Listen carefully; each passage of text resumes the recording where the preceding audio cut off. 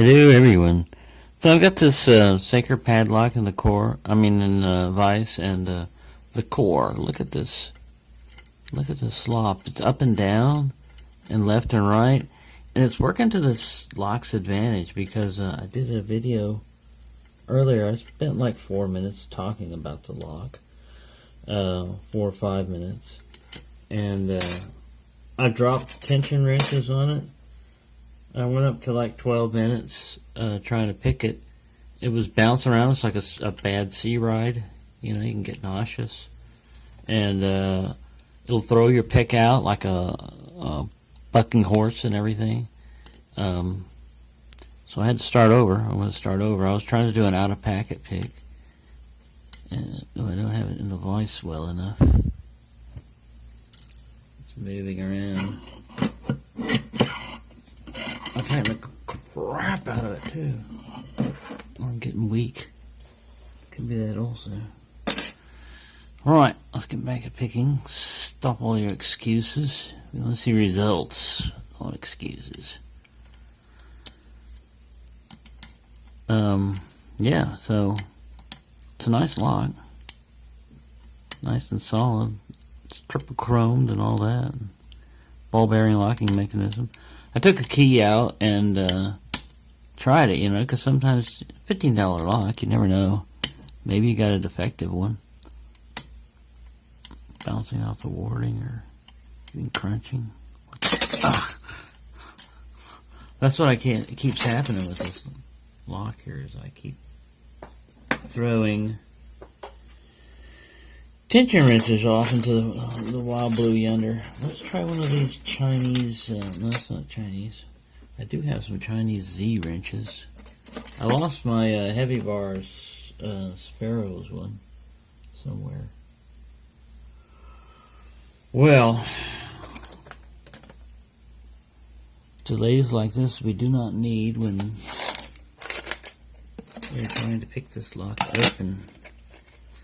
Time is of the essence.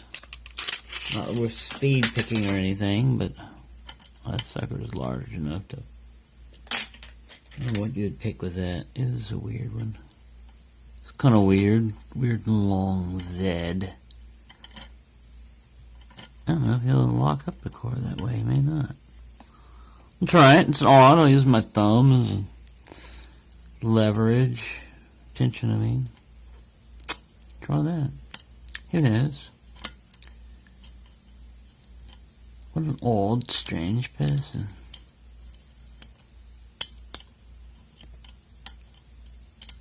Alright, a lot of crunching. No movement on the core other than that up and down stuff I get. And the padlock is moving in the vise again. Right, I didn't like that tension wrench setup either. I don't know why you suggested it.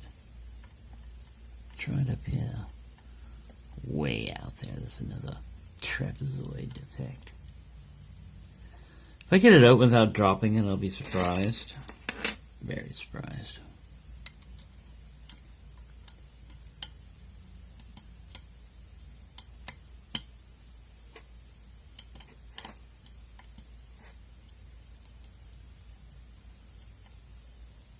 Messing around with pin 1 is going to be the tricky part, which I just tried.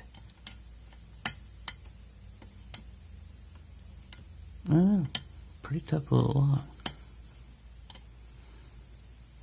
It'll have all standard pins and everything else when I go to open it, but you just never know when you're going up against locks which ones are going to be a challenge to you for whatever reason. Could be the warding, could be your skill level, could be solar flares, magnetic flux, you never know. Something. And you can blame it on the lock. Oh, I got something, but this is a weird setup I've got here with this tension wrench. I don't know who suggested this method. It certainly wasn't me. Back to listening to myself. See, I didn't have anybody said, so I don't have to worry about anything here. Let's go back to the 1.2. It's about the best I can get out of Mad Bob set. And that gives me a little bit more controlled and that stupid setup that somebody was suggesting a little while ago. Another voice in my head or something was saying, hey, why don't you try one of those 8 inches? Alright, and I still have this thing locked in the vice well enough. Man, that movement on the core, you're not getting just counter rotation, like 3D picking. See, that's what it does. It throws your, pulling that one. Here, Mad Bob, there you are. Can't lose that. Alright, might as well settle this once and for all as far as like holding you down in the vice. There you go. Lower the crap out of you. Romero, can I come this way? Oh, I'm gonna break my wrist. There we go. Yes, you shouldn't move now. There should be gouges in you for the rest of your life. Right. Don't let me start talking about your stainless steel qualities if you keep this up here. Get back in here. Get back to picking. You're not picking your nose. And here, a Tron. One of my all-time favorite picks. I don't know why. Sturdy. It's a little bit thick for this one. It's like 23 thousandths. And not that there's especially tight warding or anything on this one, but a little bit smaller pick would probably be a little bit better. But I keep switching around, just a bunch of different picks. I'm at 6 minutes, 55 seconds. So far, I'd say pretty good lock. If I do get it open, or I don't get it open in this video, which doesn't look likely, be dropping tension wrenches like that. When I do get it open, I will let you guys know how many times I've tried. Which, so far, this is the second attempt. And I went 12 minutes, mainly because I was describing all the features, doing a package open, cutting the package open, not cutting my fingers open. Oh, and I noticed that when I used the key that this thing required heavy tension. So that's what I'm going to try here. Heavy tension. See if that helps. Kind of force everybody around. I'll click there. Another click. Another click. That whole core moved. I got him. Thank you, thank you. Man, that thing put up a fight. That was my second attempt. Like I said, I'll edit the first part in because it was the descriptive part of there. But I'll put this one up first. Look, see, it moves up and down like this a little bit in the left, but I have that sucker in there. Let me pull this out. I think they're all the standard pins, but this core slop really worked in its favor. Oh, so there he is. He's kind of dented and scratched from his adventures with the vice, but hey, you know, that's life. It's life in lockpicking land. Oh, and a funny thing. Well, I might try to use this again, but when I was gutting with this little dead AAA battery, it's not so dead as I thought it was. I got a little spark when I was pulling something out, and the battery started getting warmer in there. So caution, danger, watch out for shit like that when you're picking, because improvised stuff, sometimes if you've got a completely dead battery, it'd probably be better. Mine still had a little life in it. I didn't know. No one told me. Thought it was dead. The device I was using, flashlight or whatever, said it was dead. So there was no Loctite on that screw there. And let's pull this little core out and see what we got. We got a little fight going on here with the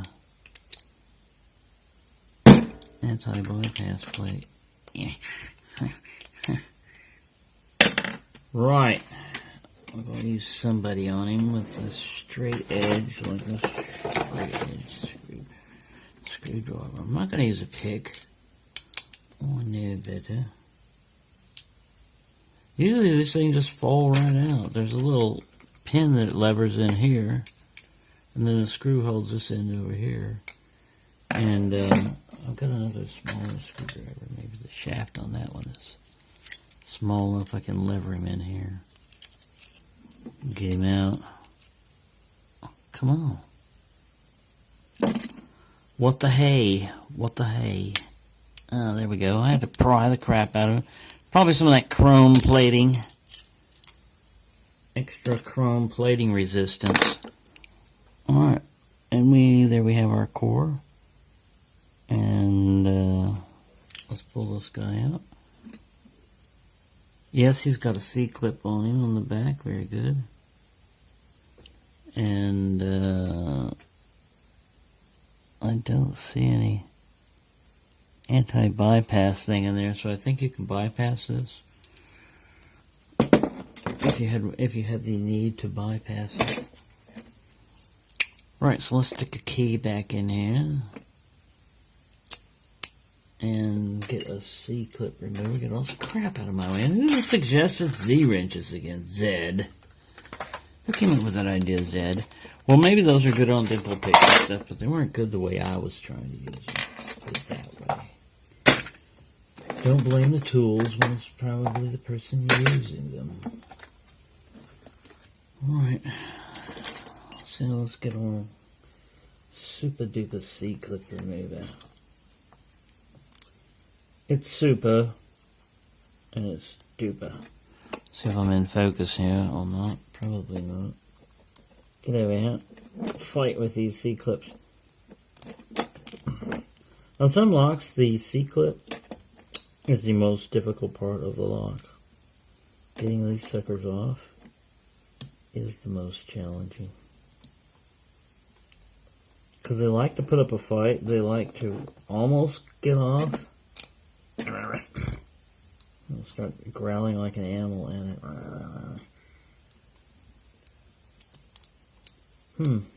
I push it one way and it goes one way. I push it the other. See, ideally you should get this thing on here and like lever him off. That's what I've seen them. But this one's so small, it's a padlock type cylinder. Sorry, I'm completely out of focus over here, going out of my mind. You're going off frame and out of your mind at the same time. I think I've almost got him. Ow! I'm doing it the dangerous way. Or just stabbing towards myself.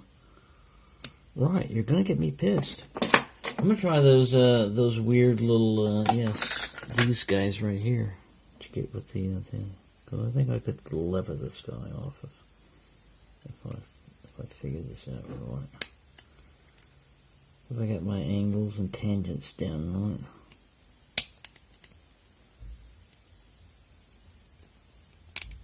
I tell you what's going to get down right. I'm going to get down right mad with this thing.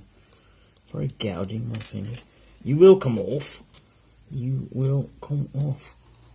I mean, imagine that. 13 minutes I'm fighting you off camera most of the time. It's wrestling.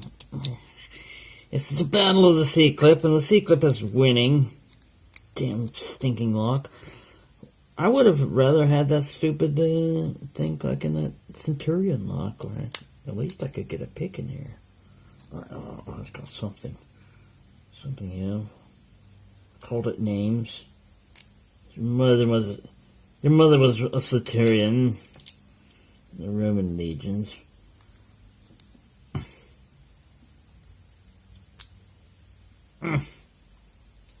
Nope. You know what? I'm going to have to get back to a separate gutting of this thing. It's not a challenge lock, fortunately. I mean, I'm not pulling any tomfoolery on you when I do this, but I got to get this stupid C-clip off camera. So far, Saker, your anti-pick skills are mediocre. But your C-clip removal, anti-removal skills, far superior. It's excellent lock. 15 minutes, and then I probably spent like 4 minutes fighting that thing.